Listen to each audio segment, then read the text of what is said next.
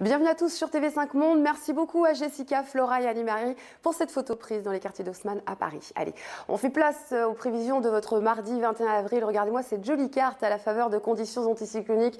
Eh bien, beaucoup d'Européens vont pouvoir profiter du soleil, notamment sur la Finlande, les îles Britanniques, la France ou encore la péninsule ibérique. En revanche, toujours cette perturbation qui va toucher principalement la Roumanie, l'Ukraine ou encore la Russie, dont le mercure sera légèrement en dessous des normales de saison, ce qui ne sera pas le cas sur le reste du continent européen, puisque regardez, 23 degrés à Paris ou encore 20 degrés à Genève, on est 2 à 4 degrés au-dessus des normales de saison. On fait un bond en direction l'Amérique du Nord, on est toujours sous la coupe de cette perturbation active, notamment sur la région des Grands Lacs, touchant ainsi Chicago, la ville de Détroit ou encore celle de Québec et Montréal. Belle amélioration sur les villes bordant la côte Est. En revanche, eh bien, ça se gâte sur la Californie, de Seattle à Los Angeles, où le ciel sera plus nuageux. Cette perturbation qui nous vient de la région des Grands Lacs, on va la retrouver à Miami, en Floride. En revanche, toujours cette grosse chaleur sur Cancun avec un mercure qui sera 5 degrés au-dessus des normales de saison. Sur le reste de l'Amérique latine, toujours sous la coupe de cette perturbation pluvieuse et nuageuse. Alors vont échapper à cette dernière les heureux élus,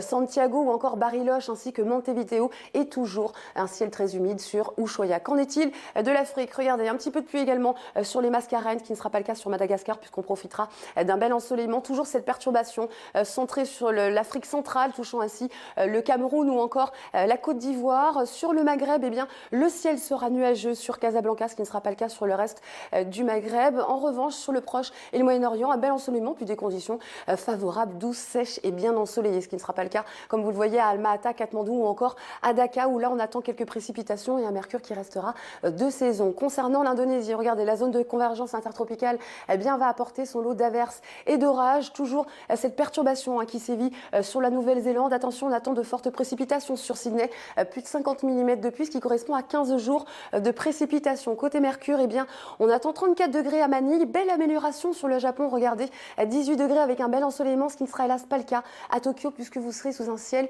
assez humide et un mercure qui indiquera 17 degrés. Voilà, c'est déjà la fin de ce bulletin météo aujourd'hui. Pas des images qui vont vous faire rêver, mais plutôt vous sensibiliser. Il s'agit de la pollution sous-marine canoise. En effet, c'est bientôt le festival, donc l'occasion pour moi de lancer un message aux festivaliers. Au lieu de jeter vos détritus dans la mer, jetez-les plutôt à la poubelle, ça fera du bien à tout le monde. Allez, à très bientôt sur TV5 Monde.